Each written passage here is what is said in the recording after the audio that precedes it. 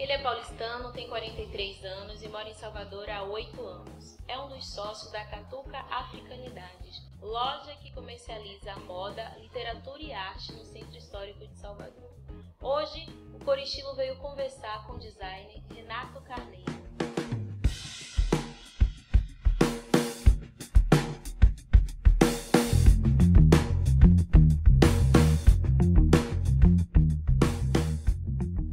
Além de comercializar tecidos e objetos de arte e decoração, a Catuca também produz roupas. Como você define a moda que produz na Catuca? Eu acho que existe uma coisa anterior na própria loja, a roupa ou ao design que ela vende, os objetos de decoração ou a literatura. A nossa ideia é vender um conceito, né? E esse conceito está estritamente ligado à herança africana, que permanece, né, e que é bastante grande na cidade de Salvador e no Brasil como um todo. Então, tudo que a loja produz e tudo que a loja vende tem ligação com essa influência, né? Então, os objetos de decoração, por exemplo, são a grande maioria deles importados, se não, são produzidos aqui, mas sempre sobre essa perspectiva, sobre esse olhar da arte africana. E a roupa também vai pela mesma linha, não é? A gente utiliza basicamente os tecidos africanos. Nem tudo que é feito com tecido africano necessariamente, né, obedece a essa herança, mas a ideia com o tecido africano é trazer um colorido, o diferencial que existe nesse colorido, nessa padronagem, para o dia a dia da cidade, né?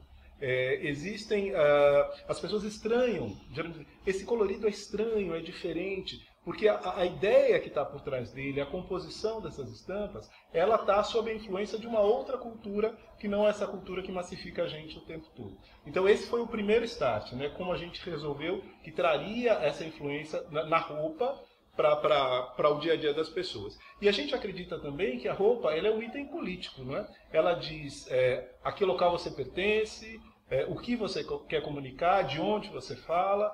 Então a roupa também é esse suporte de comunicação, não é? E a outra ideia então da Catuca Africanidades é essa: qual roupa eu vou utilizar para comunicar esse lugar ao qual eu pertenço, que é essa herança africana. Mais do que qualquer outro conceito de moda, assim, sabe?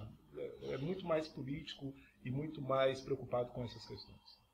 Entendo. Mas para você, como no universo que a gente vivencia aqui, ela é uma moda afro ou não? Você considera como moda afro? Eu não sei se eu gosto dessa denominação, moda afro, né? Porque parece que identifica a gente e coloca. Eu acho que é moda. Eu acho que é uma opção, é uma possibilidade de vestir, entendeu? E ela pode estar aliada, porque também o sujeito ele é múltiplo, né? Então você tem referências que são variadas, né? Eu acho que você pode trazer esse elemento e pode trazer outros elementos também na sua maneira de vestir.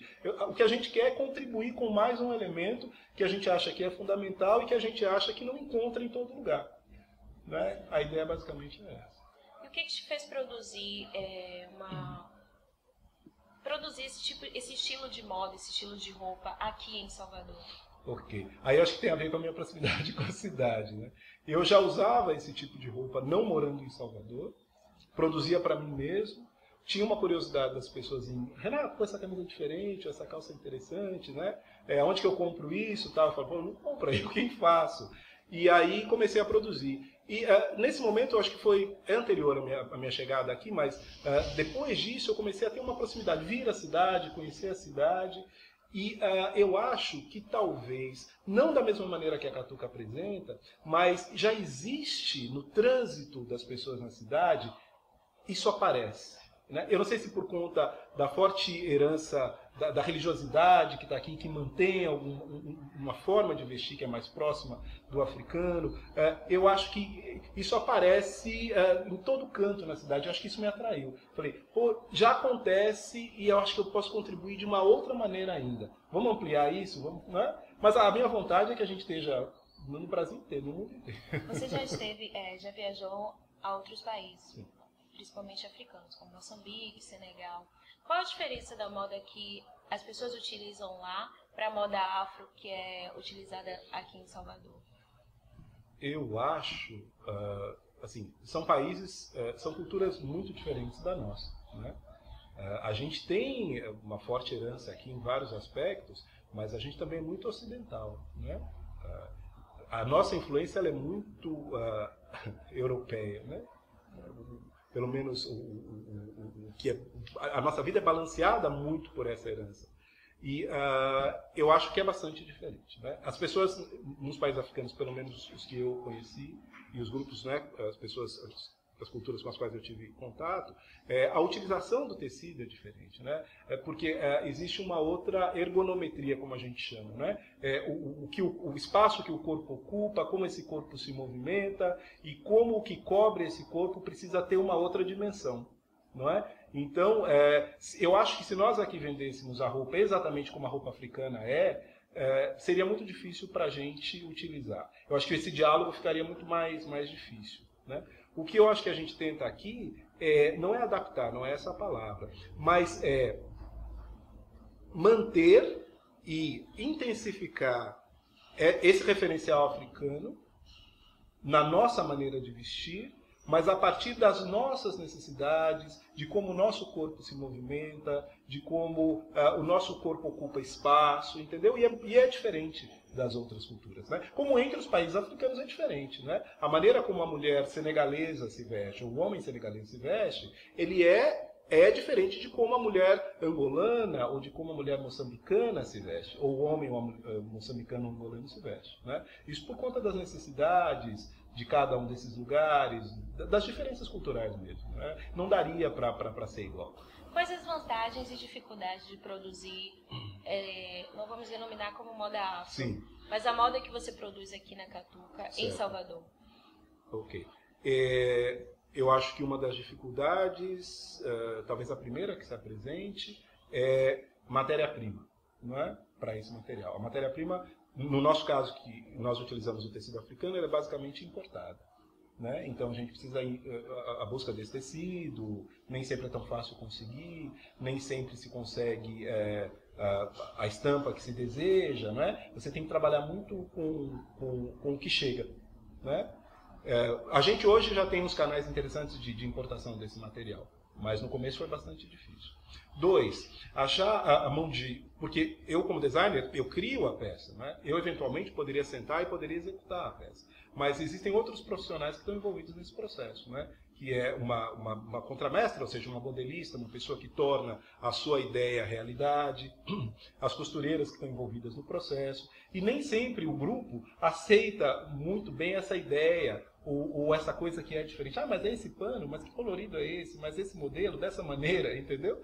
Então é um processo, mas é um processo que ao mesmo tempo é muito rico, porque quando a pessoa se abre para ele é enriquecedor para todo mundo, né? Na troca, né? As pessoas acabam se apaixonando e conhecendo um material, né?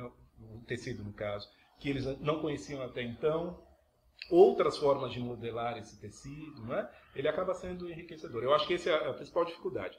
A principal vantagem, você me perguntou, né? É a vantagem do novo e a vantagem do perceber as pessoas encantadas, né? Eu gosto de ficar na loja observando o trânsito das pessoas na vitrine e eu fico muito feliz quando eu vejo o brilho no olho das pessoas ao olhar a vitrine, entendeu? Ou passando assim displicentemente, daí elas prestam atenção na vitrine, param, algumas entram, outras não entram, mas por algum momento aquilo diferiu do que ela encontra, né? Eu acho que é esse despertar que é interessante. Inclusive, o nome Catuca da loja é uma palavra em língua banto, eu nunca sei se é Kikongo ou Kimbundo, mas tem o significado de mudança de estágio, de sair de um estágio para outro, né? Então, eu acho que mesmo que a pessoa não entre e não compre a peça, o fato dela despertar nesse momento, em que ela passa pela vitrine, já é essa mudança de estágio, entendeu? Aí a gente já está com a missão pelo menos 50% feita. Verdade. Os tecidos você geralmente adquire de quais países? São Senegal, Gana, Nigéria. Existem tecidos africanos que são produzidos na Europa, né? A Holanda é uma grande produtora de tecido africano, a Inglaterra também, né? Existem poucas fábricas hoje na África, né? Talvez a mais famosa delas seja a Sotiba, que é no Senegal. Às vezes o tecido sai via Senegal, mas ele não é senegalês, às vezes ele vem de outros países, né? Mas tem os tecidos moçambicanos, que são as capulanas, também, que tem uma outra estampa, né? Eles são bastante diferentes dos tecidos senegaleses, por exemplo. Tem uma variedade muito grande. Como você analisa o mercado de moda produzido em Salvador? Eu acho que tem muita coisa legal, né? Quando eu cheguei aqui já tinha muita coisa interessante, né? Eu acho que a gente eu pelo menos tenho referências aqui muito boas, né? Eu posso citar vários nomes. Eu tenho tem Goya Lopes, que eu acho que talvez, né, por conta pela designer gráfica, as estampas que Goya faz, que são fascinantes, né, que são releituras, são interpretações da estamparia africana, mas, né, eu acho que Goya fez muito bem essa coisa não da adaptação, mas de criar uma estampa própria, baiana, brasileira, influenciada pela questão africana, né? Acho que Goya assim, é um grande símbolo desse trabalho. Quando eu cheguei na cidade, já existia e continua existindo com um trabalho lindo, que é Mônica Anjos, né? Que é uma referência nesse sentido, uma influência muito forte para mim. A gente tem pessoas que têm uma longa carreira, mas que como marca surgem agora mais recentemente, né? Que é como a Madada Negrife, né? A gente tem outras pessoas aqui que eu não vou lembrar, que fazem esse trabalho. A gente tem uma pessoa que, inclusive, eu fui aluno dela, e tenho a maior honra de ter sido aluno dela, porque eu tenho uma admiração muito grande pelo trabalho dela, que é Carol Barreto, que fez uma coleção inspirada na vida e no trabalho de Fela Kuti, né? Calacuta, eu acho que é o nome da coleção que ela fez, e outras pessoas que estão aí pela cidade, que eu não vou lembrar todos os nomes agora, né? E eu acho que a gente, como em outros sentidos também, do ponto de vista da moda e do trabalho que a gente faz, é ideal a gente trabalhar em conjunto, né? De maneira, eu não poderia falar aqui desse trabalho que eu desenvolvo aqui sem falar das referências, né? Sem falar dessas pessoas, pelo menos aqui em Salvador, que foram e que são inspiração para mim. Como se dá o processo de criação das suas peças? Das peças. A ideia básica, assim, né, de criação de coleção é primeiro um tema, e esse tema ele pode surgir de várias coisas, né? Da leitura de um livro, de um filme, de uma conversa, de observar as pessoas na rua, né? Esse é o primeiro ponto. Esse tema não necessariamente, é isso que eu acho interessante falar, esse tema não necessariamente ele precisa partir do universo afro-brasileiro, entendeu? Ou não do universo gráfico ou estético afro-brasileiro diretamente. Ele pode surgir do universo filosófico, ele pode surgir de outros elementos, mas o que eu digo que torna ele próximo dessa afro-brasilidade é a interpretação que é dada para o tema. Entendeu? E aí é o meu olhar, é o olhar do meu sócio. Essa parte de criação é mais diretamente minha, mas a gente discute muitos assuntos, né? Então, esse olhar é que vai transformar. Então, tem o tema, a partir desse tema tem uma pesquisa de imagens que estejam relacionadas a esse tema, de cores, de formas, né? Aí, quando você tem esse arsenal de elementos, aí você vai sentar para discutir que tipo de material eu vou trabalhar. Vou trabalhar só com tecido africano, eu preciso de um material mais leve para essa forma que eu quero dar, eu preciso, né? Que material eu vou utilizar, fazer uma pesquisa dos materiais, juntar tudo isso, e aí então com todos esses elementos é que você senta para fazer os croquis. Porque as formas elas já estão na sua cabeça. Aí é muito mais fácil de você desenvolver. Aí a partir disso a gente faz os croquis, aí tem uma discussão a respeito, é isso, não é isso, encaixa, tira, tal, até que você fica com o número de croquis prontos, aí você vai para a parte de modelagem. Porque uma coisa é você criar aquilo no bidimensional. Agora a gente tem que ir para o tridimensional. Será que dá certo? Será que funciona? Né? Então aí a vez da conversa com essa pessoa, por isso que eu acho que a pessoa que é a modelista ou contramestra é extremamente importante, né? Porque é a pessoa com quem você vai discutir. Eu trabalho com uma pessoa fantástica nesse sentido, que é a Marli Falcão. E aí a gente vai discutir isso, conversar a respeito, e aí então chegar na peça piloto. Né? E é um processo que ele não está fechado. A transformação é constante. Até o momento de dizer assim, olha, a gente vai fazer dessa forma, a gente pode agregar uma série de elementos a ele ou tirar outros, entendeu? Então, na verdade, também a coleção, as peças que você tem prontas depois, elas são um trabalho final, mas elas não são necessariamente aquilo que você sentou na prancheta para fazer, entendeu? E é legal você estar aberto para isso também, né? Para essa transformação. Como você, na verdade, lança a coleção? É anual? Não, eu não tenho muito essa preocupação. as pessoas até cobram, Renato, você nunca fez um desfile, ou você nunca apresentou de maneira oficial, né? Eu acho que tem uma série de questões para isso. Tem uma questão, primeiro, que é de custos mesmo, né? Você apresentar uma coleção com 20 looks, por exemplo, né? Pensando que o look é formado por uma ou mais peças, né? E apresentar isso em conjunto, num determinado espaço, tal, isso tem uma logística, um custo que é muito alto, né? Eu acho que nós, enquanto empresa, até esse momento, a gente ainda não conseguiu fazer dessa forma. Mas a gente traz em blocos de mini coleções, ou de micro coleções, né? Então são 5 peças, né? 8 peças, e a gente coloca isso diretamente na loja. A ideia futuramente é também poder informar um pouco mais desse processo de pesquisa anterior, né?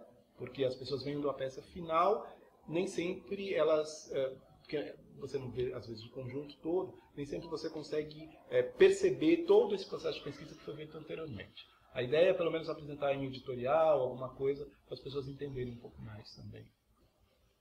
Quando será lançada a sua próxima coleção?